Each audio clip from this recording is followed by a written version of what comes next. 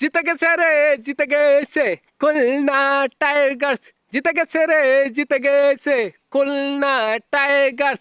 Khulna Tigers চট্টগ্রামকে 37 রানে হারিয়ে এবারের বিপিএল শুভযাত্রা করলো। এবারে বিপিএল সূচনা করলো।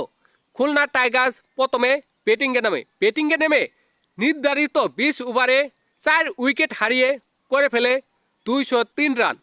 অঙ্কন করে 22 বলে 59 রান। তার মধ্যে রয়েছে একটি 4 এবং 6 তারপরে অনেকে বলবে বাংলাদেশের ব্যাটিংরা তারা টি-20 খেলতে পারে না। তাহলে এটা কি টি-10, যেখানে 250 উপরে স্ট্রাইক রান রেট রয়েছে।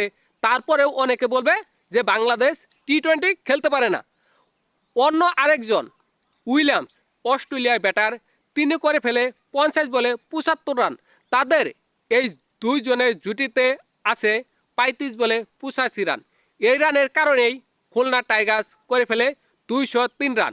যখন এই রানের বিপরীতে চট্টগ্রাম কিংস ব্যাটিংয়ে নামে, তাদের একের পর এক উইকেট পড়তেই থাকে। 75 রানে তাদের নেই 8 উইকেট। তাদের 8 উইকেট নেই, তারা হারবে, নিশ্চিত হারবে। এর মধ্যে কিচ্ছুই দেখা ছিল না, কিচ্ছুই শোনা ছিল না। কিন্তু শামীম হোসেন পাটোয়ারি অসাধারণ দুর্দান্ত একটি নক খেললো। তিনি 38 বলে 78 রান করলো, কিন্তু তা জয়ের জন্য যথেষ্ট ছিল না। শেষ ওভারে দরকার ছিল 52 রান, শেষ 2 ওভারে।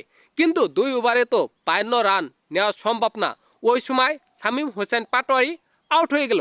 আউট হলেও করার কিছু ছিল না, না হলেও করার কিছু ছিল না। কিন্তু তার একটি সেঞ্চুরি করার সুযোগ ছিল, সেটা সে মিস করেছে। দেখেন, শামীম হোসেন পাটোয়ারি করেছে 38 বলে 78 রান। তারপরেও অনেকে বলবে যে বাংলাদেশ টি-20 খেলতে পারে না, বাংলাদেশ টি-20 ফরম্যাট অনুসারে খেলতে পারে না। তাহলে এইসব কি?